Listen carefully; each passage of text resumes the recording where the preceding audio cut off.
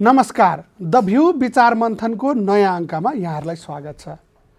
नेपालको कम्युनिस्ट आन्दोलन सत्तामा पनि कम्युनिस्ट, सडकमा पनि कम्युनिस्ट, संविधानभित्र बनाउने दाबी गर्नेको बहुसङ्ख्या पनि कम्युनिस्ट र त्यसलाई मान्दैनौँ भन्ने पनि कम्युनिस्ट जस्तो अवस्थामा आज आएर हेर्दा सत्ताको कम्युनिस्ट पनि एक ठाउँमा रहेन, सडकका कम्युनिस्टहरू पनि एक ठाउँमा छैनन्।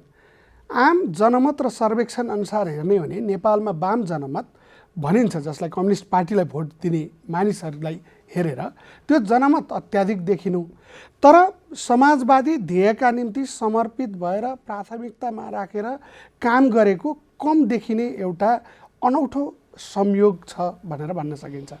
आज हामी यिनै सन्दर्भमा कुराकानी गर्नेछौँ कि नेपालको कम्युनिस्ट आन्दोलन, वाम आन्दोलन खास के को प्रभावमा छ, यो कतिको साँच्चीकै वाम छ।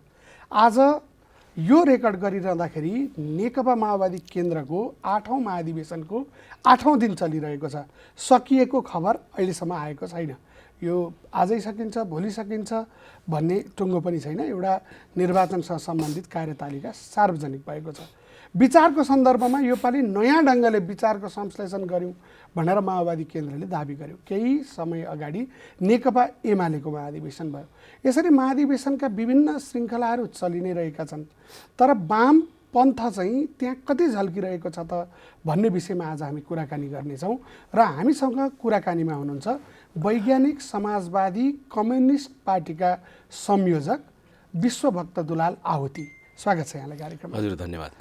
मैले एउटा भूमिकै बाँधेर कि जनमत सर्वेक्षणको हिसाबले पुरै वाम देखिने, सडकमा पनि वाम, संविधानभित्र दाबी गर्ने यो हामीले बनाएको भन्ने पनि वामहरूको बहुसङ्ख्या र संविधान बाहिर पनि वाम। यस्तो परिस्थितिमा वामले घेरिएको देश छ, तर समाजवादको जुन सपना, समाजवादलाई डोर्याउने जुन बाटो हो त्यो चाहिँ किन अन्यल जस्तो, अप्ठ्यारो जस्तो देखिएको?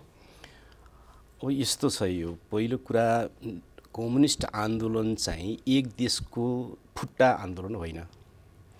यो विश्वव्यापी परिघटनासँग सम्बन्धित र विश्वव्यापी आन्दोलनसँग सम्बन्धित एउटा अंश हो नेपालको कम्युनिस्ट आन्दोलन।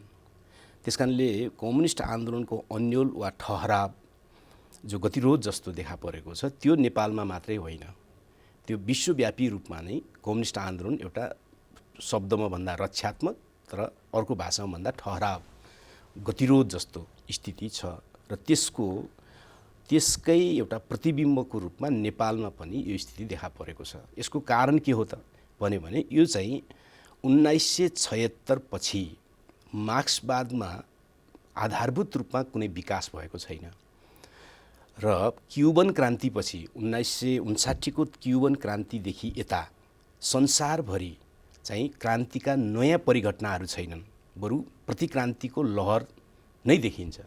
त्यस्तो किन भयो त भन्दाखेरि चाहिँ विचारमा विकास हुन सकेन। विचारमा विकास हुन नसकेपछि एक थरी विचार खोज्नतिर लाग्ने भए, एक थरी चाहिँ विचार छोड्नतिर लाग्ने भए होइन। त्यसकारण नेपालमा तपाईँ संविधानभित्र पनि कि कम्युनिस्ट, बाहिर पनि कम्युनिस्ट भनेर जे भनिराख्नु भएको छ, संविधानभित्र भन्दा पनि यो दलाल संसदीय पुँजीवादी व्यवस्थाभित्र भन्नु ठिक हुन्छ। त्यसभित्र रहेका जो कम्युनिस्ट भन्ने नामधारी पार्टीहरू छन् उनीहरू वास्तवमा कम्युनिस्ट आदर्श सिद्धान्त छोड्दै गएका र दलाल पुँजीवाद समक्ष चाहिँ आत्मसमर्पण गरेका नाम चाहिँ कम्युनिस्ट पार्टी राखिरहेका तिनीहरू हुन्। त्यसकारण उनीहरूलाई पनि तपाईँले कम्युनिस्ट भनेर चित्रण गर्ने हो भने चाहिँ फेरि यो विकृति बाहेक केही पनि हुँदैन।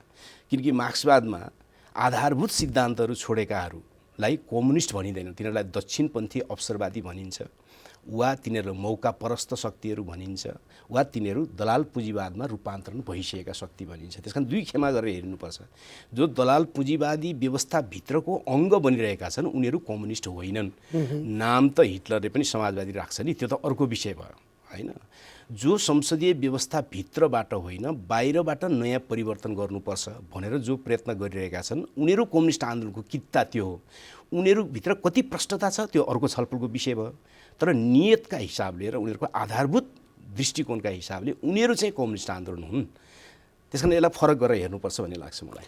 तपाईँले एउटा महत्त्वपूर्ण कुरा उठाउनु भयो कि संसद भित्र रहेका र आफूलाई कम्युनिस्ट दाबी गरिरहेका शक्तिहरू कम्युनिस्ट होइनन्। तपाईँले यो भन्नुभयो के संसदको बाटोबाट हिँड्न चाहने उनीहरूले दाबी गरेको कुरा के छ भने यो संसद अथवा यो लोकतन्त्र हिजो मार्क्सले व्याख्या गरे जस्तो बुर्जुवा लोकतन्त्र होइन भने यो पुँजीवादी यहाँले नै अघि भनेको जस्तो दलाल पुँजीवादीहरूको वर्चस्वमा छ। तर यो लोकतन्त्रसँग पनि त समाजवाद भन्ने यी कम्युनिस्टसँग त डराउने त उनीहरू पनि गर्छ नि त। आज सबैले भोट हाल्न पाएका छन्, त्यो हिसाबले यो संसदबाट पनि समाजवादमा पुग्न सकिन्छ भन्ने कुरा चाहिँ यहाँले अघि भने जस्तो विचारकै खोजीमा रहेको एउटा तबका हो भनेर मान्न सकिँदैन। सकिँदैन। किन सकिँदैन भने मार्क्सवादका केही आधारभूत चिजहरू छन्। कम्युनिस्ट आन्दोलनभित्रको हुनका निम्ति केही आधारभूत चिजहरू हुन्छन्। जस्तो कि म तपाईँले नै सोधेको प्रश्नको वरपर आउँ कि यो व्यवस्था कुन वर्गको व्यवस्था हो त? पहिलो कुरा हल गर्नु पर्यो, यो व्यवस्था कुन वर्गको व्यवस्था हो? किनकि मार्क्सवादले त प्रत्येक सत्ता त वर्गीय हुन्छ भन्छ। भनेदेखि यो अहिले दलाल पुँजीवादी संसदीय व्यवस्थाको सत्ताधारी वर्ग चाहिँ को हो? होइन, सत्ताधारी वर्ग हाम्रो विश्लेषणमा दलाल पुँजीपति वर्ग यसको सत्ताधारी वर्ग हो। त दलाल अब मार्क्सवादकै भाषामा भन्दाखेरि त वर्ग सङ्घर्ष नगरिकन त एउटा वर्ग त पराजित हुँदैन होइन। त्यस कारणले गाजे माझे पारेर यो व्यवस्था भने सबैको व्यवस्था हो भन्ने जस्तो जो विश्लेषण गरिन्छ त्यो नै हावादारी कुरा हो नि। कि त हामी मार्क्सवादी होइन भन्नु पर्यो आफूलाई। मार्क्सवादी हो भने त यो सत्ता कसको सत्ता हो त? मुख्य त यसमा अरू पनि होलान्, ठिक छ, तर मुख्य त यो कुन वर्गको सत्ता हो यो कुरा टुङ्गिनु पऱ्यो नि। अनि अर्काको वर्ग यदि दलाल पुँजीपति वर्गको सत्ता हो भने त्यो सत्ताले बनाएको डिजाइनभित्रबाट त्यही वर्गलाई सत्ताच्युत गर्ने समाजवादी व्यवस्था कसरी आउँछ? त्यसरी एउटा प्रश्न त यो सँगसँगै उनीहरूले दिएको जवाफ के हुन्छ भने सरकार र सत्ता फरक हो। सरकारमा छौँ त्यहीँ बसेर पनि त वर्ग सङ्घर्ष हुँदैछ नि त। चुनावमा भाग लिएर पनि वर्ग सङ्घर्ष हो। कहाँ भयो त वर्ग सङ्घर्ष? पहिलो कुरा कहाँ भयो वर्ग सङ्घर्ष मलाई कसैले देखाओस् न होइन। कहाँ भयो वर्ग सङ्घर्ष? नेपालको दलाल पुँजीपति वर्गलाई कहाँनिर धक्का भयो त? भयो त? यदि त्यसरी चाहिँ वर्ग सङ्घर्ष हुन्थ्यो भने यो 4-5 वर्षको बिचमा श्रमजीवी वर्गको पक्षमा आधारभूत काम केही न केही सुरु हुन्थ्यो नि। भयो त? सम्पूर्ण फाइदा जति त दलाल पुँजीपति वर्गलाई भयो होइन। त्यस कारणले सरकार भनेको सत्ता होइन भन्ने कुरा होइन। सरकार सत्ताको एउटा अङ्ग हो नि, पुरै सत्ता पो होइन, एउटा अङ्ग त हो, व्यवस्थाको एउटा अङ्ग त हो। त्यस कारणले हामीले के कुरा बुझ्नु हुँदैन, के कुरा गर्न मिल्दैन त मार्क्सवादमा टेकेर भने विरोधी वर्गको सत्ता हो भने त्योसँग लडाइँको कुरा हुन्छ, त्योसँग सहमति सुलह सम्झौता गरेर अनि त्यसको विरुद्धको व्यवस्था ल्याउँछु भन्ने त्यस्तो संसारमा काहीँ हुन्छ? त्यो काहीँ पनि हुँदैन होइन। त्यो हुने कुरै नै होइन। जस्तो कि प्रचण्डजीको दस्तावेजमा के लेखिएको छ त भन्दाखेरि चाहिँ यहाँ चाहिँ कुन वर्गको सत्ता हो भन्ने नै लेखिएको छैन। यो व्यवस्था कुन वर्गको हो नै भनेर लेखिएको छैन होइन। अब कस्तो अमूर्त भाषा लेखिएको छ त भने वर्गको त्यसले कुरै गर्दैन। हुँदा त कस्तो कुरा गर्दैन त भने नेपालका प्रमुख राजनीतिक पार्टीहरूको चाहिँ चरित्र के हो पनि त्यो काहीँ पनि लेख्दैन त्यसले। कसले कसलाई प्रतिनिधित्व गर्छ केही लेखाएको छलफल केही पनि छैन, केही पनि छैन होइन। अब वाम लोकतान्त्रिक गठबन्धनले चाहिँ पार लगाउनुपर्छ भनेर लेखिएको छ। त्यसो भने नेपाली काङ्ग्रेस कुन वर्गको पार्टी हो त? प्रश्न लेख्नु पऱ्यो नि।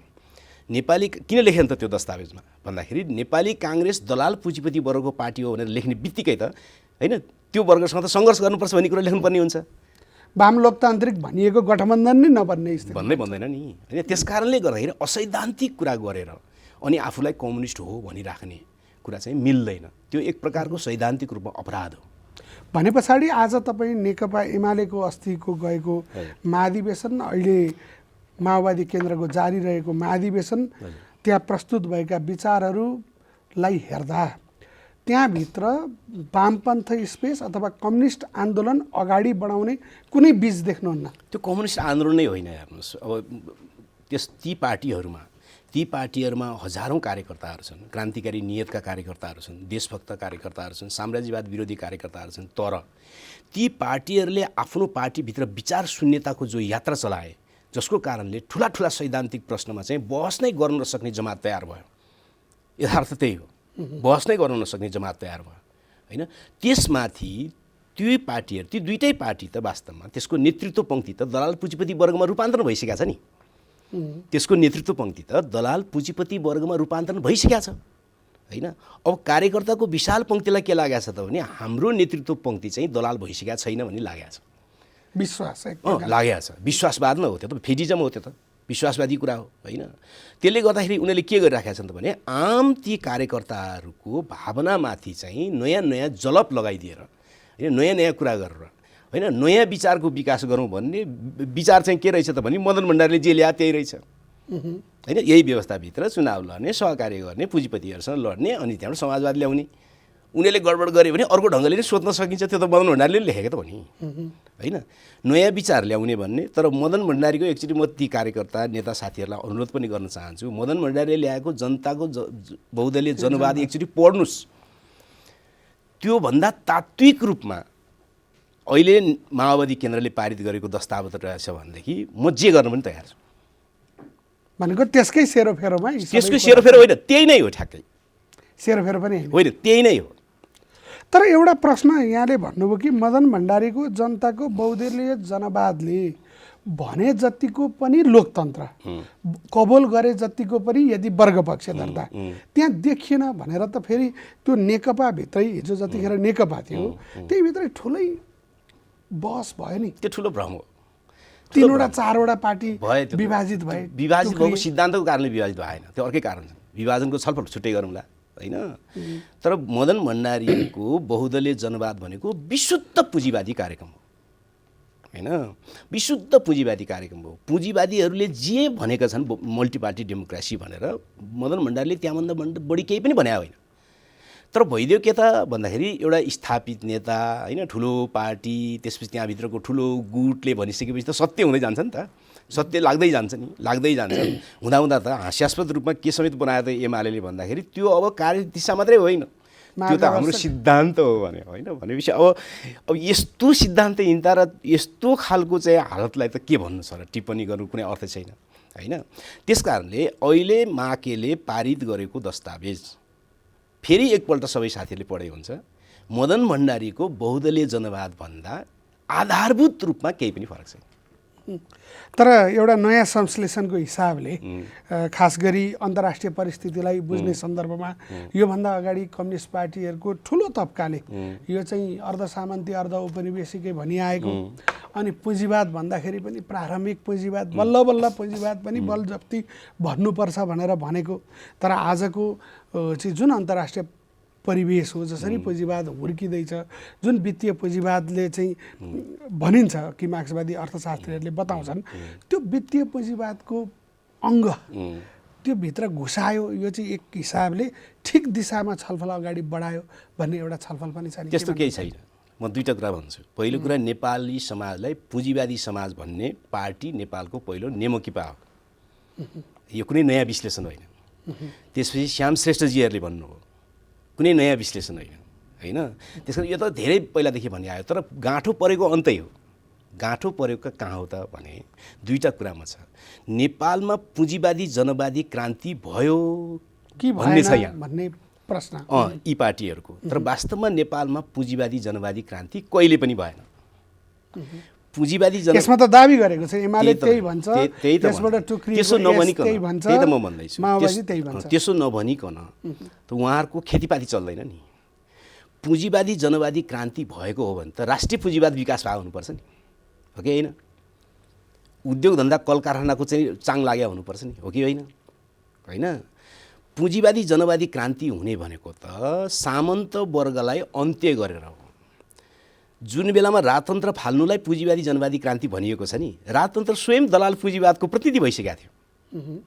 सामन्तवाद त अवशेषको रूपमा प्रतिनिधित्व गर्थ्यो त्यसले होइन। दलाल पुँजीवादको प्रतिनिधि शक्ति भइसकेको थियो एउटा प्रतिनिधि शक्ति राजतन्त्र। त्यसकारण नेपालको राजतन्त्रलाई फाल्ने कुरा चाहिँ सामन्तवादको अन्त्य होइन, दलाल पुँजीवाद सहितको अन्त्य मात्रै हो। दलाल पुँजीवादी एउटा प्रतिनिधि संस्थाको अन्त्य मात्रै हो होइन। त्यसकारणले नेपालमा पुँजीवादी जनवादी क्रान्ति सम्पन्न नै भएन। किन भएन त? समाज चाहिँ पुँजीवादी भयो। कसरी भयो भने साम्राज्यवादको प्रभावले हैन प्रभावले र यहाँ चलेका केही किसान आन्दोलनहरू, केही मजदुर आन्दोलनहरू, केही राजनीतिक आन्दोलनले लेख्ने बोल्ने सभा संगठन गर्ने प्रकृतिका अधिकारहरू स्थापना हुने र अर्थतन्त्रमा चाहिँ दलाल पुँजीवादको प्रभावले गर्दा समाज चाहिँ पुँजीवादी भयो। तर पुँजीवादी जनवादी क्रान्ति कहाँ भयो?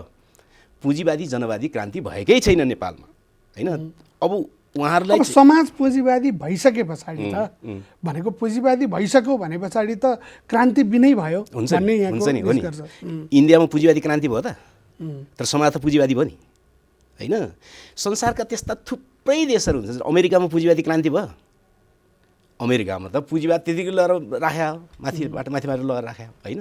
त्यस कारण सबै समाजमा पुँजीवादी क्रान्तिपछि मात्रै समाज पुँजीवादी हुन्छ भन्ने कुरा नै गलत हो।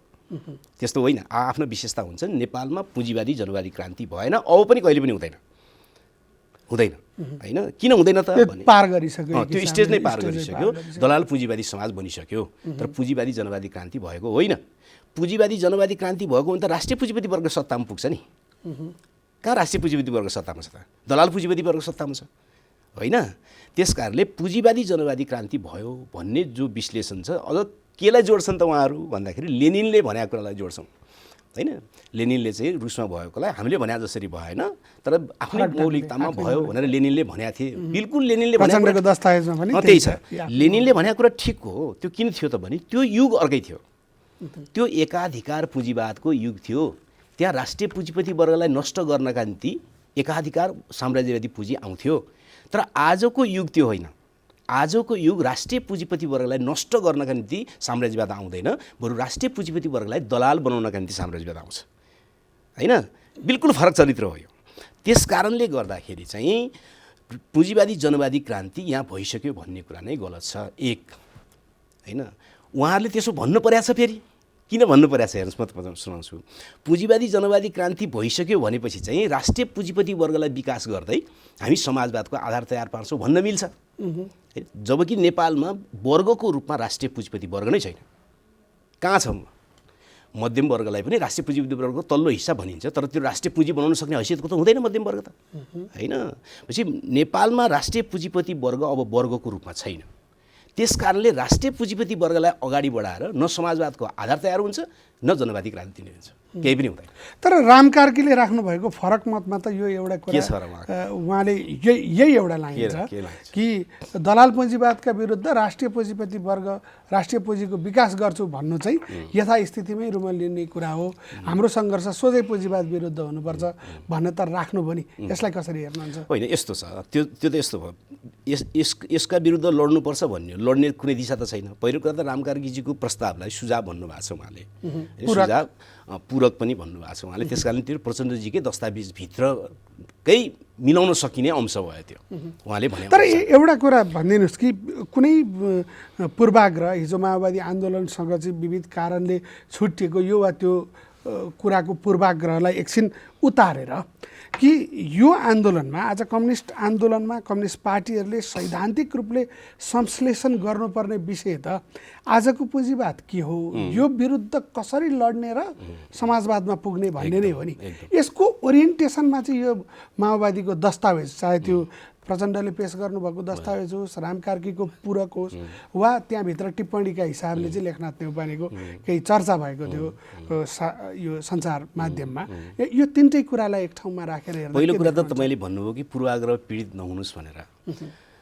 हेर्नुहोस्, पूर्वाग्रहको कुनै कुरा छैन। मलाई भन्नुहुन्छ भने म माओवादीबाट विभाजित भएर हिँडेको मान्छे होइन। त्यो गलत भइसकेपछि त्योसँग सम्बन्ध विच्छेद गरेर हिँडेको कुरा हो हैन। त्यस कारणले त्योसँग कुनै पूर्वाग्रह राख्नुपर्ने छैन एक। दोस्रो कुरा, पुँजीवादको जो व्याख्या छ उहाँहरूले के भन्नुभयो त भने त्यो दस्तावेजमा कति, अब यो शब्द त प्रयोग नगरौँ, कति अध्ययन गरेर भन्नुभएको छ उहाँहरूले थाहा छैन, पुँजीवादको तेस्रो चरण सुरु भयो भनेर भन्नुभएको छ। जबकि मर्कन्टाइल पुँजीवादलाई सँगै जोड्दा यो चौथो चरण भन्नुपर्ने हुन्छ। उहाँहरूले भन्नु खोजेको एकाधिकार लेनिनले व्याख्या गरेको युगको एकाधिकार पुँजीवादभन्दा अझ फरक भयो भने हो। बिल्कुल ठिक भन्नुभएको छ त्यो कुरा। तर उहाँहरूले के भनिदिनु भयो त भने अहिले चाहिँ दलाल यो पुँजीवादको चरित्र चाहिँ पैसाबाट पैसा कमाउनेमा गयो, उत्पादन नगर्नेमा गयो भनिदिनु भयो। एउटा ब्लन्डर त्यही गर्नुभयो, किनकि संसारको मानव इतिहासमा आज जति उत्पादन कहिले पनि भएको छैन। संसारको इतिहासमा आज जति उत्पादन वस्तुको भन्नुहोस् वा चाहिँ अरू चिजको भन्नुहोस्, तर डोमिनेसनका हिसाबले म भन्दैछु सुन्नुहोस् कुरा, कहिले पनि भएको छैन आजको जति उत्पादन। त्यस कारणले उत्पादनमा पुँजीवाद छैन भन्ने कुरा होइन। एक, दोस्रो कुरा उसले पुँजी चाहिँ अर्को क्षेत्रमा पनि लगानी गरिराखेको छ, त्यो कुरा सत्य कुरा हो, त्यो यसको एउटा चरित्र हो। तर आजको पुँजीवादलाई बुझ्ने मुख्य चरित्र त्यो होइन। मुख्य चरित्र यसको के हो त भने संसारभरिका पुँजीपतिहरूको एकीकृतपन चाहिँ यसको मुख्य विशेषता हो, जुन कुरो उहाँहरूले विश्लेषणै गर्नुभएको छैन। उहाँहरूले वित्तीय एकाधिकार पुँजीवाद मात्रै भनिदिनु भयो, कुरा त्यति मात्रै छैन। कुरा यसको मुख्य चरित्र त्यो होइन। मुख्य चरित्र के हो त भने संसारभरका पुँजीपतिहरू एकीकृत हुनु चाहिँ आजको पुँजीवादको चरित्र हो, जुन संसारमा आजभन्दा अगाडिको पुँजीवादमा कहीँ पनि सम्भव थिएन। भनेको आज तपाईँ विश्वभरका यसमा सजिलो होस् भनेर भन्नका लागि एउटा कुरा त आज जुन हिसाबले उत्पादनमा छैन, होइन उत्पादन भइरहेको छ, तर पुँजीवादको आज मुख्य स्वरूप भनेको यो वित्तीय पुँजीवादको डोमिनेसन, ब्याङ्क र फाइनेन्स क्यापिटलिजमको डोमिनेसनमा छ भनेर एक थरी अर्थशास्त्रीहरूले भनिरहनु भएको छ। उत्पादन आफ्नो हिसाबले होला, तर 51% फाइनेन्स क्यापिटलिजम भयो, जहाँ पैसाले पैसा तान्छ, उत्पादन गर्दैन।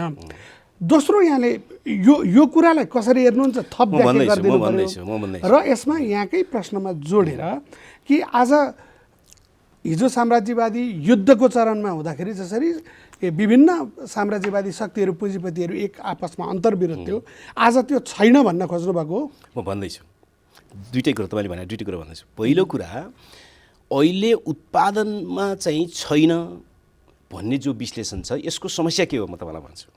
यसको समस्या के हो त भने अहिले मुख्य उत्पादक शक्ति फेरियो र विज्ञान प्रविधि भयो। त्यस कारणले हिजो जति पुँजी र हिजो जति सामूहिक श्रम अथवा मजदुर प्रयोग गर्नु पर्दथ्यो त्योभन्दा उसले असाध्य कम मजदुर र प्रयोग गरेर उसले विज्ञान प्रविधि प्रयोग गरेर असाधारण उत्पादन गरिदियो। विज्ञान प्रविधि त हिजो पनि थियो, आज अझै थिएन। त्यस्तो होइन, बिल्कुल त्यस्तो होइन, त्यस्तो होइन। एकदम यही नै राम्रो बुझाइ छलफल गर्नुपर्छ कि हिजोको विज्ञान प्रविधि सहायक उत्पादक शक्ति थियो, आजको विज्ञान प्रविधि मुख्य उत्पादक शक्ति भएर आयो। त्यसकारण त्यो उत्पादक शक्तिलाई प्रयोग गरेर उसले आवश्यकता अनुसार अझ फाल्न मिल्ने गरी उत्पादन पनि गरिराखेको छ, होइन। कम लागत त्यस कारणले पर्या हो, विज्ञान प्रविधिको प्रयोगले कम लागत पर्या हो। मुख्य यहाँ मान्छेले के भनिरहेको छ भने सस्तो श्रममा गएर उत्पादन गरेर कम लागत पर्यो भनिरहेको छ नि, त्यो सहायक पक्ष हो, मुख्य पक्ष त्यो होइन। मुख्य पक्ष के हो त भने विज्ञान प्रविधिको प्रयोगले गर्दा लागत कम पर्यो, मजदुर पनि कम लाग्ने भयो, होइन, अन्य कुरा पनि कम भएर लागत कम पर्नु गयो। त्यसपछि उसँग पुँजी चाहिँ अर्को क्षेत्रमा चलखेल गर्न पाउने स्थिति बन्यो के। मुख्य कारण विज्ञान प्रविधिको प्रयोग हो। त्यसले गर्दाखेरि पुँजी चाहिँ अर्को क्षेत्रमा पनि वित्तीय क्षेत्रमा पनि उसले चलखेल गर्न पायो। पहिला पुँजीवादले किन पाउँदैन थियो त भन्दाखेरि भएको जति पुँजी चाहिँ उत्पादनमा हाल्नु पर्थ्यो, होइन, अन्त लाउन पाउँदैन थियो, उत्पादन गर्नै पर्थ्यो। तर आज चाहिँ भएको जति पुँजी हाल्न परेन, विज्ञान प्रविधि प्रयोग गरेर चाहिँ उसले असाधारण उत्पादनमा जान सक्ने भयो। त्यस कारणले पुँजी उसले अन्त पनि खेलाउन पायो। त्यस कारण पुँजीवादलाई बुझ्ने यो चरित्रतिर ध्यान छैन। यो चरित्र यसलाई थप प्रश्न पारिदिनुहोस् कि विज्ञान साइन्स त फ्रम द भेरी बिगिनिङ सुरुदेखि नै छ, प्रविधि पनि आफू अनुसारको युग अनुसारको युग सापेक्षको छँदैछ। आज विज्ञान प्रविधिमा भएको गुणात्मक फड्को पो होला त, विज्ञान प्रविधि नै अहिले मात्रै आएको भन्ने जस्तो। पहिलो कुरा सुन्नुहोस् है, अब म एकदम विनम्रतापूर्वक भन्छु, नेपालमा के भ्रम पर्यो भने उत्पादक शक्ति भने जहिले पनि मान्छे प्रमुख हुन्छ भन्ने भ्रम छ मार्क्सवादीहरूमा। हेर्नुहोस् है, म एकदम विनम्रतापूर्वक भन्दैछु, नेपालमा बुझाइ के छ धेरै मान्छेको भने उत्पादक शक्तिमा चाहिँ मुख्य जहिले पनि मान्छे हुन्छ भन्ने भ्रम छ। तर मार्क्सवादले त्यसो भनेको होइन। मार्क्सवादले भने के त, एकदम लेख्दैछ नि, मार्क्सको लेख्दैछ, मार्क्सको होइन अर्थशास्त्रको आलोचनामा, राजनीतिक अर्थशास्त्रको आलोचनामा उहाँले भन्नु नै भएको छ कि उत्पादक शक्ति भनेको के हो भन्यो भने म्यान र मिन्स, होइन, मान्छे र साधनहरू, साधनभित्र औजार पनि पर्छ, ल्यान्ड प्रकृति सबै पर्छ। उत्पादनको निम्ति चाहिने सबै चिज मिलायो भने उत्पादक शक्ति बन्छ भने होइन। तर त्यो के भइदिन्छ त भने त्यो उत्पादक शक्तिहरूमध्ये कुनै युगमा एउटा प्रधान हुन्छ, अरू सहायक हुन्छन्, अर्को युगमा अर्को प्रधान हुन्छ, अर्को सहायक हुन्छन्। जस्तो कि म तपाईँलाई उदाहरण दिउँ, एकदमै विनम्रतापूर्वक भन्दैछु है, म आदिम साम्यवादी युगमा मुख्य उत्पादक शक्ति के थियो त भन्यो भने प्रकृति थियो। प्रकृतिले मुख्य रूपमा उत्पादन गर्थ्यो, मान्छेले त्यसलाई टिपेर खान्थ्यो, मान्छे सहायक थियो, होइन। अब दासयुग आयो, दासयुगको सम्पूर्ण जिम्मा कसले लियो त? दासहरूले लिए। दासहरूले उत्पादन नगर्ने हो भने कुनै पनि समाज नचल्ने भयो। त्यसमा दासहरू चाहिँ दासयुगको मुख्य उत्पादक शक्ति भए होइन। औजार पनि छ, सहायक छ। त्यसपछि एउटा यस्तो सामन्त आयो, सामन्तवादमा जमिन मुख्य उत्पादक शक्ति भएर आयो र पुँजीवादमा पुँजी मात्र सबै भएर आयो। तर आज के भइदियो त भन्दाखेरि पुँजी द्वितीय हुन पुग्यो। मानव श्रम, पुँजी, मेसिन चाहिँ द्वितीय भयो, विज्ञान प्रविधि प्रमुख भयो। अब तपाईँले पुँजीपतिहरूको लिस्ट हेर्नुहुन्छ नि, त्यसमा जसले सबभन्दा बढी विज्ञान प्रविधि प्रयोग गर्यो ऊ 1 देखि 10 नम्बरभित्र छ। जसले विज्ञान प्रविधिलाई चाहिँ कम प्रयोग गर्न सक्षम भयो ऊ चाहिँ 10 नम्बरभन्दा बाहिर छ। संसारका आज तिनै देशहरू सबभन्दा, तपाईले भनेको यो इन्टरनेटको कुरा, यो विज्ञान इन्टरनेटको मात्रै होइन, सबै डिजिटल कुरा। जस्तै किनभने यहाँले जे भन्नु मसिन भन्नुभयो, अरू यो त प्रविधि नै त हो नि। त्यही त म भन्दैछु। विज्ञान प्रविधि मुख्य उत्पादक शक्ति भएर आयो। बुझ्नु पर्यो कुरा यहाँ है, यो कुरा बुझ्नुपर्छ। उत्पादक शक्तिको फेरि अध्ययन गरे हुन्छ। अहिलेको विश्वमा 1945 पछि अथवा दोस्रो विश्वयुद्धपछि तीव्र रूपमा विज्ञान प्रविधिको विकास भयो भने के त भने यो उत्पादक शक्ति नै मुख्य विज्ञान प्रविधि भएर आयो। अब कतिपय मान्छेले के भन्दो रहेछन् भने मान्छे रहेसम्म त मान्छे निर्णायक हुन्छ। निर्णायक त मान्छे त हुन्छ नि, जसलाई पनि थाहा छ नि। निर्णायक भनेर प्रमुख भने एउटै होइन नि। यो पनि स्टालिनले त यो मजाले व्याख्या गरिदिनु भएको छ यो विषयमा। स्टालिनका धेरै मान्छेले पढ्दैनन् आजभोलि होइन। धेरै राम्रोसँग व्याख्या, जस्तो कि औजार र साधनहरू चाहिँ मुख्य हुन्छन्, मान्छे चाहिँ निर्णायक हुन्छ भन्ने कुरा त स्टालिनले प्रष्ट द्वन्द्वात्मक तथा ऐतिहासिक भौतिकवाद भन्ने किताबमा गर्नुभएको छ नि। मान्छे रहेछ त मान्छे त निर्णायक हुन्छ नि, को हुन्छ त नि? अथवा अतिमानव यो सबै कुरा नै मान्छे केन्द्रित भएपछि अतिमानव आउनुभन्दा पहिले अतिमानव आएछ भने अर्को कुरा भयो। नत्र भने त मानिसको समाजमा निर्णायक यो कुरो बताइदिनुहोस् कि तपाईँले भनिरहेको विज्ञान प्रविधि 1 देखि 10 सम्म विज्ञान प्रविधि ओन गर्नेहरू धनी भए, त्यसपछि त्यसलाई ओन नगर्ने अथवा कम ओन गर्ने कम हुने, यो तपाईँले भनेको विज्ञान प्रविधि के हो त? विज्ञान प्रविधि भनेको पहिलो कुरा मैले भौतिक विज्ञान प्रविधिको कुरा गर्दैछु। विज्ञानका विभिन्न शाखाहरू छन्, त्यसमध्ये अन्त पनि विकास भएको छ।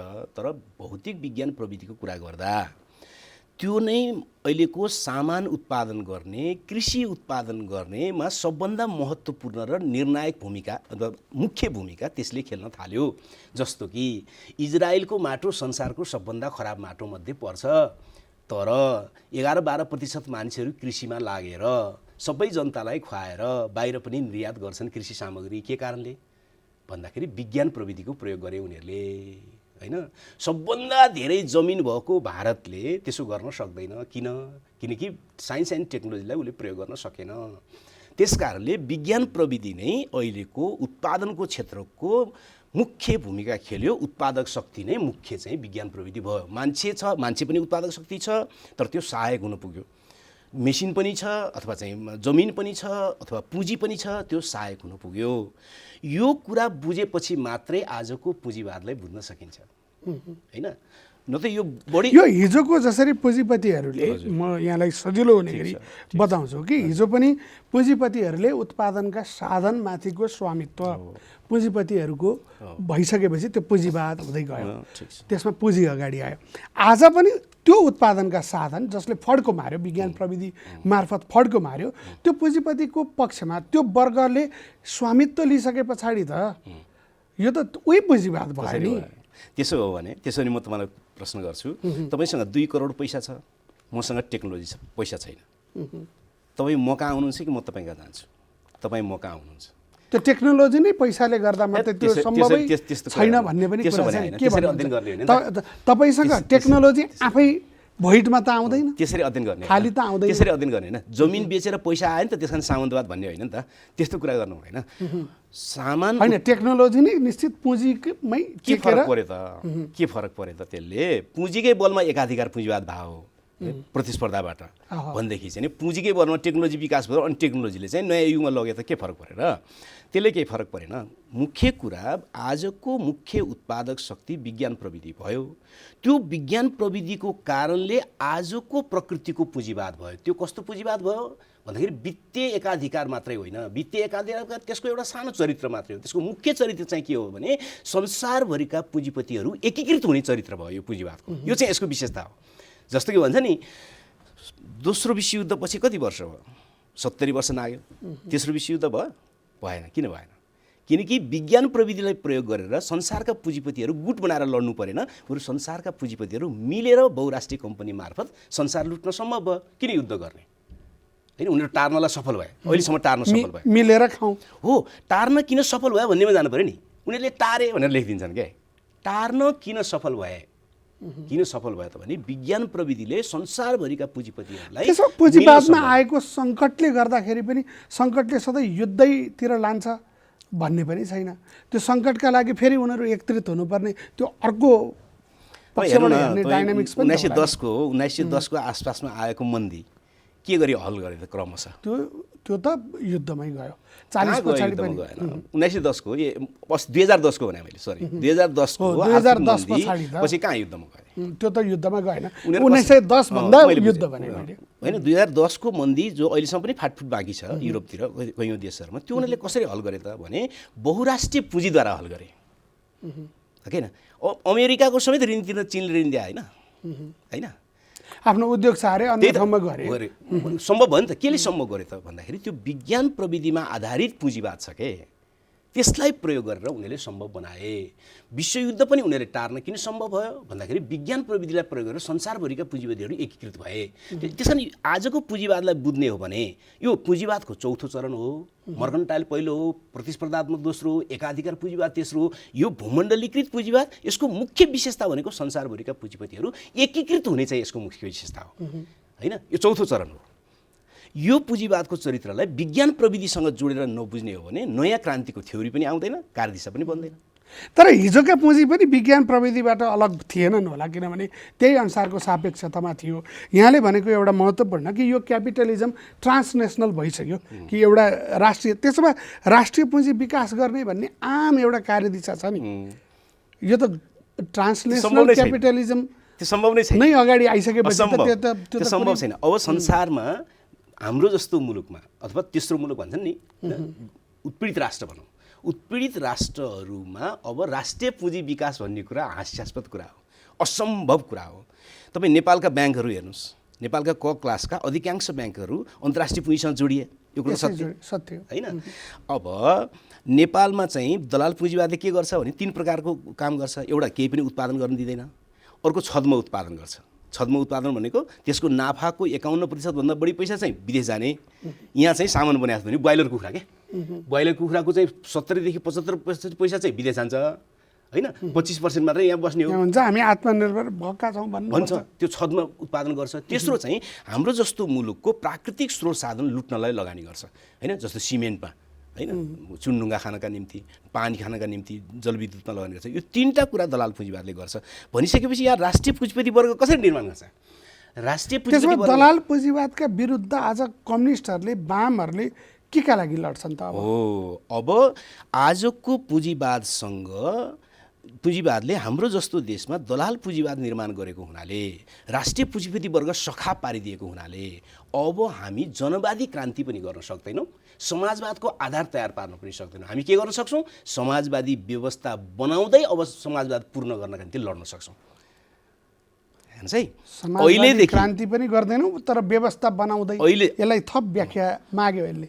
आजको पुँजीवादी युगमा चाहिँ अब समाजवादी क्रान्ति 10 वर्ष 20 वर्ष 30 वर्ष लगाएर पहिला केन्द्रीय सत्ता जित्ने अनि देशव्यापी समाजवाद लागू गर्ने भन्ने दिशा अब लागू हुन सक्दैन, एकदम कम सम्भावना छ त्यो। अब सम्भावना र आवश्यकता के छ त भने आजको पुँजीवादले जसरी भूमण्डलीकृत हुन सम्भव भयो, संसारभरिका चाहिँ पुँजीपतिहरू मिल्न सम्भव भयो, त्यसै गरी आजको विज्ञान प्रविधिले सर्वहारा वर्ग अथवा श्रमिक वर्गलाई के अवसर दियो त भने आफ्नो व्यवस्था आफै बनाउँदै जान सकिने अवसर पनि सिर्जना गर्यो।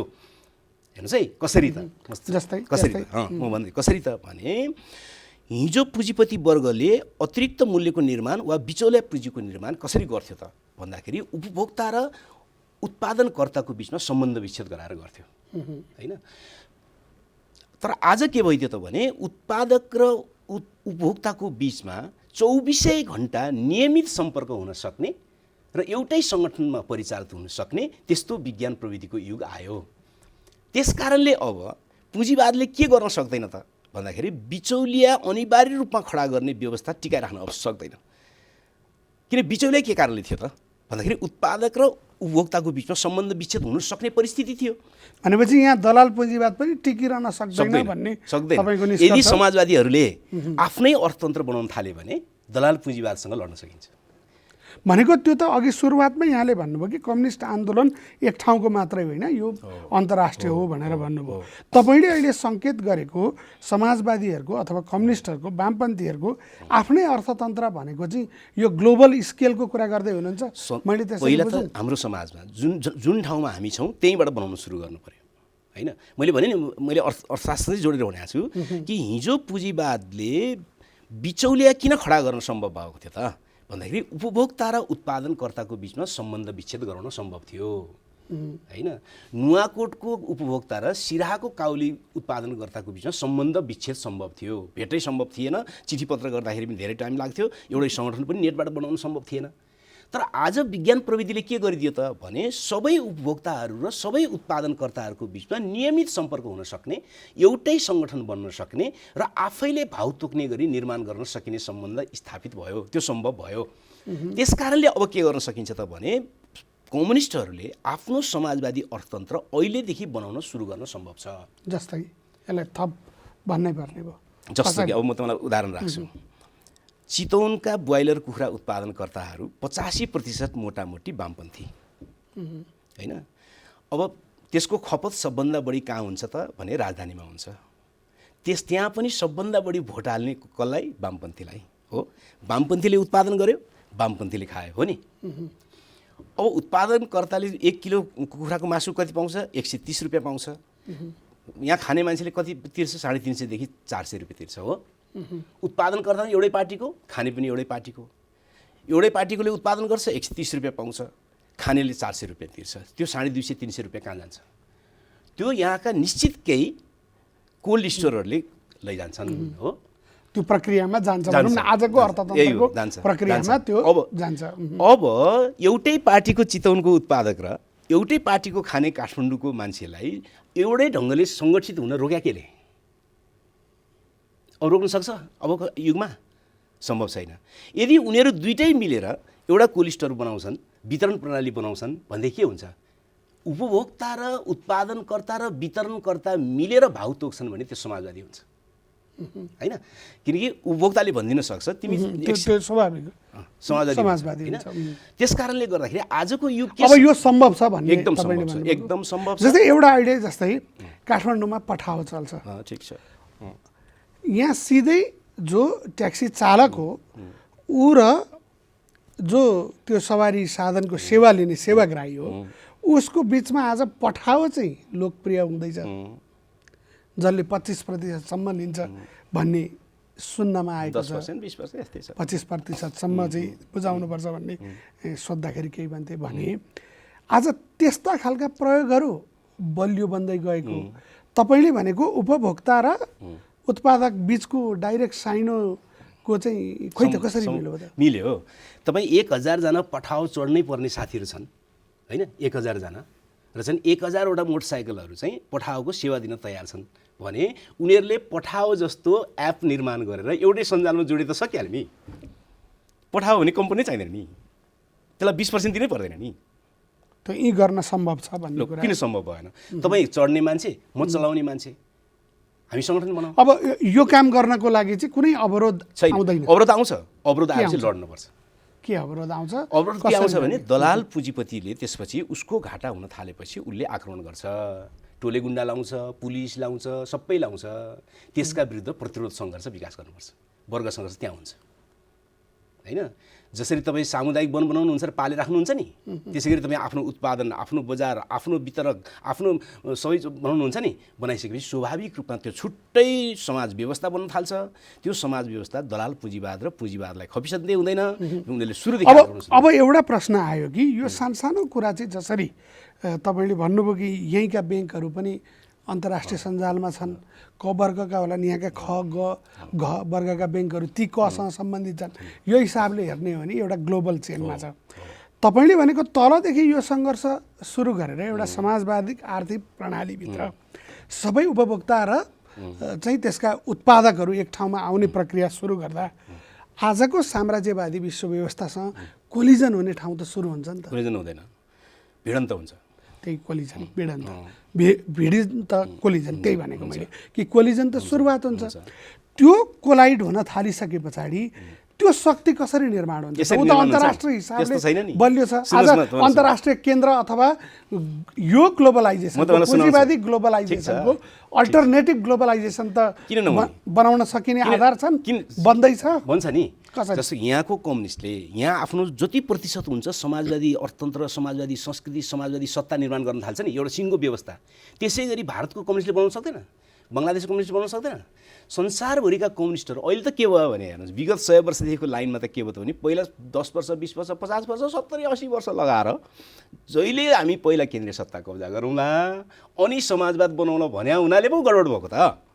अब तलबाटै गर्ने। अब त अहिलेदेखि नै समाजवादी अर्थतन्त्र, समाजवादी संस्कृति र समाजवादी राज्य सत्ता सहित अगाडि बढ्न थालेपछि त प्रत्येक देशमा समाजवादको भ्रूण देखा पर्न थाल्छ नि। प्रत्येक देशमा समाजवादको भ्रूण देखा पर्छ भनेदेखि ती सबै समाजवादी भ्रूणहरूको अथवा भ्रूण नभनु व्यवस्थाहरूको चाहिँ हामी अन्तर्राष्ट्रिय सञ्जाल किन बन्दैन भन्छ। जहाँसम्म तपाईँले पुँजीको कुरा गर्नुहुन्छ नि, हेर्नुहोस् है म तपाईँलाई सुनाउँछु। बैङ्क सञ्चालकहरूको पुँजी कति हुन्छ मलाई भन्नुहोस्, तपाईँलाई त थाहा छ। मैले बुझ्दाखेरि अथवा मलाई आएको 12% हुन्छ बैङ्क सञ्चालकहरू पुँजी। उनीहरूले 31% नाफा लिन्छन् 12% लगानी गर्नेहरूले, होइन? 12% पुँजी बैङ्क सञ्चालकको हुँदो रहेछ, पुँजीपतिको, होइन? 88% पुँजी त जनताको हुँदो रहेछ नि, जनताको। भनेदेखि तपाईँले पुँजीवाला बैङ्क चाहिँ समाजवादी बैङ्क बनाउन किन सम्भव छैन? पैसा त जनताकै हो नि बैङ्कमा, त्यसको कहाँ छ? तर यसमा एउटा पाटो, जसरी मार्क्सले केही मान्छेहरूलाई काल्पनिक समाजवादी भनेर भन्नुभयो, म यो बहुत गम्भीरतापूर्वक यहाँलाई यो कुरा भन्दैछु कि रोबर्ट ओवेन जस्ता यो हिसाबले चाहिँ सहकारी खोलेर सबैलाई ल्याउने गर्ने यो गर्न सकिन्छ भन्ने कुरा त त्यतिखेरको पुँजीवादले पनि निर्ममतापूर्वक त्यसलाई चाहिँ दपेटेर सिद्ध्याइदियो नि त।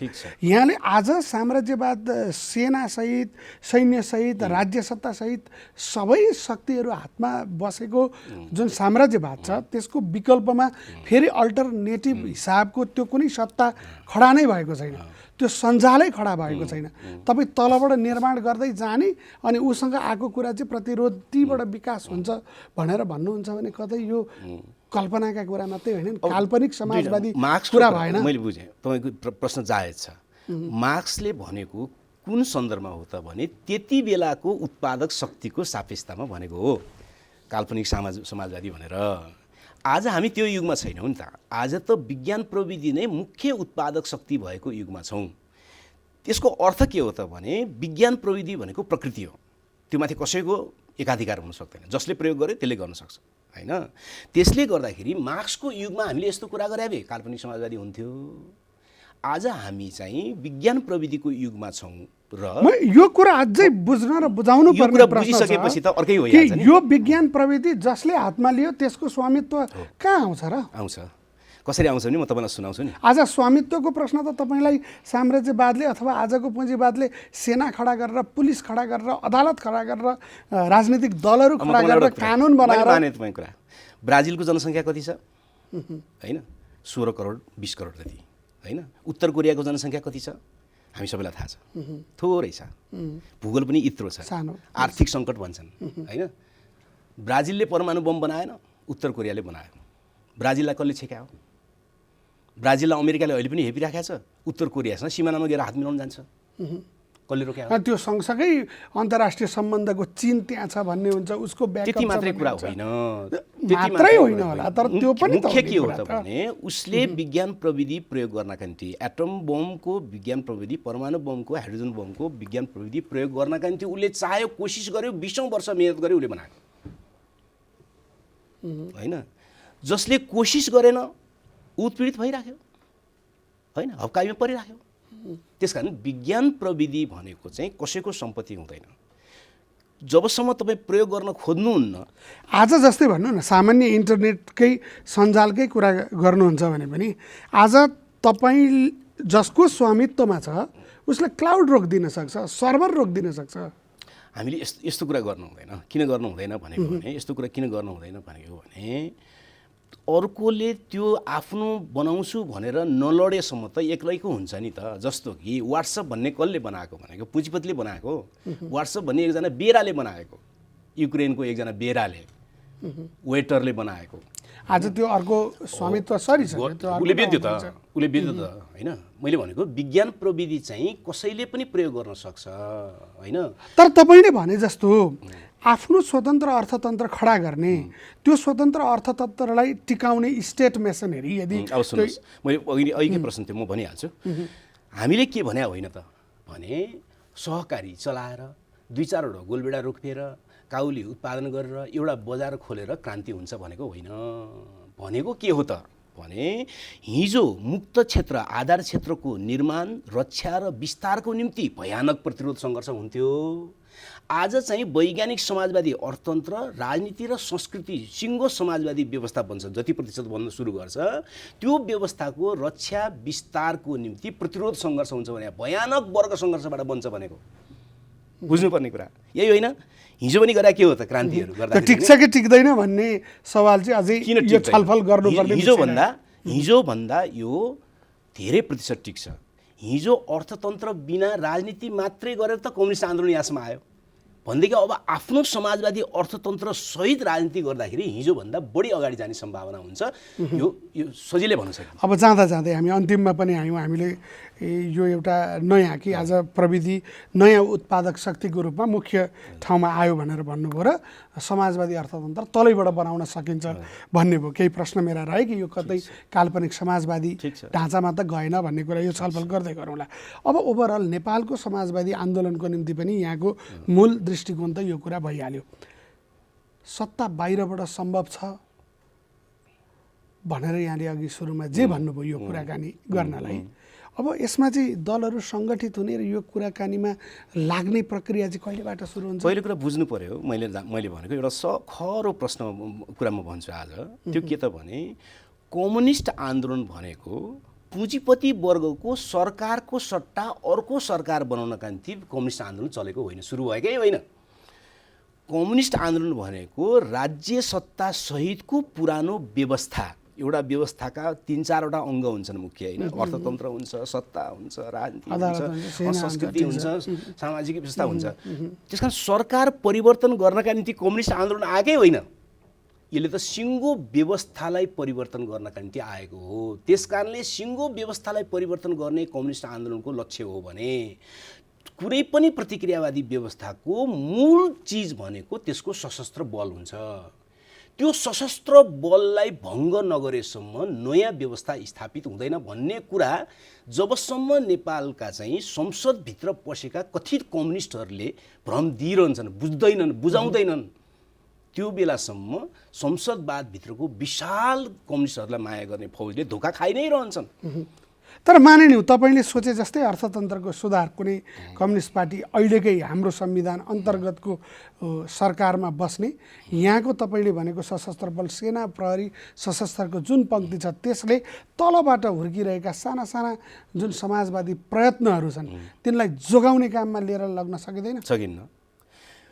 स्टेट मेसिनरी अथवा राज्य सत्ताको आधारभूत परिभाषालाई मान्ने कि नमान्ने, राज्य सत्ताको आधारभूत परिभाषालाई मान्ने हो भने सकिँदैन होइन। मार्क्सवादी परिभाषालाई मान्ने हो भने अब पुँजीवादी राज्य लोक कल्याणकारी हुन्छ भन्ने पुँजीवादी मान्यतालाई मान्ने हो नि त, जे नि सकियो। नत्र भने राज्य भनेको आधारभूत रूपमा एउटा वर्गको अधिनायकत्व स्थापना गर्नका त्यो बनाइएको हुन्छ, त्यसले आधारभूत रूपमा त्यही काम गर्छ। जनतामा विद्रोह नभड्कियोस् भन्नका निम्ति उसले केही राहतहरू पनि दिइरहन्छ, त्यो अर्कै विषय हो होइन। त्यसकारणले जबसम्म कम्युनिस्ट पार्टी, सच्चा कम्युनिस्ट पार्टीले आफूलाई सैनिकीकरण गर्ने एजेन्डा प्राथमिकता साथ अगाडि बढाउँदैन, त्यो कम्युनिस्ट पार्टी दलाल पुँजीवादको लुते घोडा हुनु बाहेक अर्को कुनै उपाय छैन, सम्भवै छैन। भने पछाडि फेरि सैनिकीकरण अनिवार्य छ। एकदम कम्युनिस्ट आन्दोलन चलाउने हो भने, संसदवादी पत्रु आन्दोलन चलाउने र मान्छेलाई भ्रम दिने हो भने त छोडिदिउँ। कम्युनिस्ट आन्दोलन चलाउने हो भने संसारमा त्यस्तो कुनै कम्युनिस्ट पार्टी छैन जसले आफूलाई सैनिकीकरण गरेर मात्रै विरोधी वर्गसँग लड्न सम्भव भयो। जसले सैनिकीकरण गरेनन् 20औं वर्ष सरकारमा त बसे, तर तिनले कलकत्ताको जस्तो हालत भयो।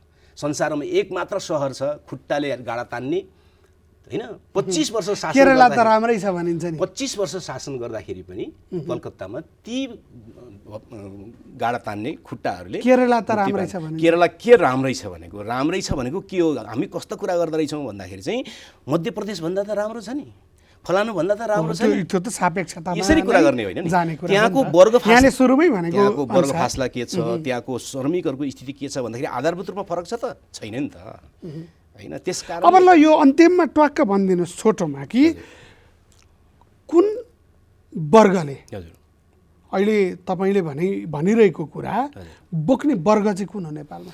हो नेपालमा के भयो भने होइन, म त हाँस्छु पनि लाग्छ कतिपय बेलामा होइन, समाजवादी क्रान्ति भन्नेहरूले नेपालमा मजदुरहरूको सङ्ख्या अत्यधिक वृद्धि भयो भनेर प्रमाणित गरेका छैनन्।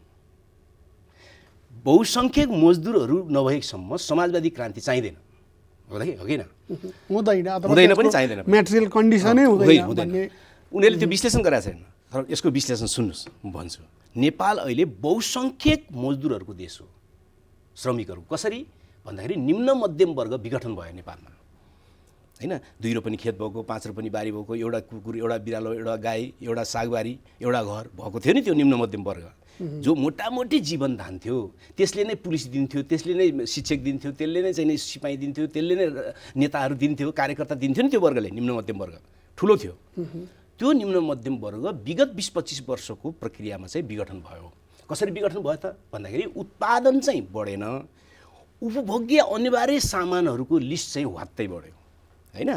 जस्तो कि सेनिटरी प्याड भन्नुहोस् होइन, अब बियर भन्नुहोस् होइन, मोबाइल भन्नुहोस्, रिचार्ज भन्नुहोस्, वाइफाई भन्नुहोस् होइन, शिरदेखि पाउसम्मका चिजहरू चाहिँ ह्वात्तै बढे, तर उत्पादन बढेन। जसको कारणले के भइदियो भने ताप्लेजुङको लिम्बू महिला जो 5 थर पनि झरेकी छैन कहिले पनि, उसले पनि आफ्नो दाइ वा श्रीमानसँग भन्छे तँ जाने कि म जाने विदेश।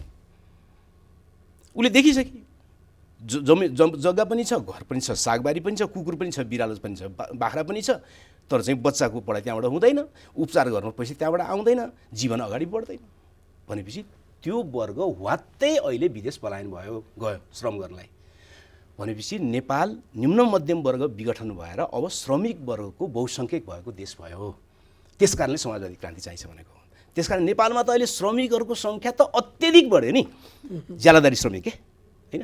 त्यो ठ्याक्कै भनेको यही वर्गले यसैले गर्छ क्रान्ति धान्छ भन्ने। एकदम हस्, संवाद जारी रहन्छ। समयका लागि धन्यवाद। आज हामीले कुराकानी गऱ्यौँ वैज्ञानिक समाजवादी कम्युनिस्ट पार्टीका संयोजक आहुतिसँग, नेपालको कम्युनिस्ट आन्दोलनसँग जोडिएर। अर्को हप्ता यसै समय हामी फेरि उपस्थित हुने नै छौँ।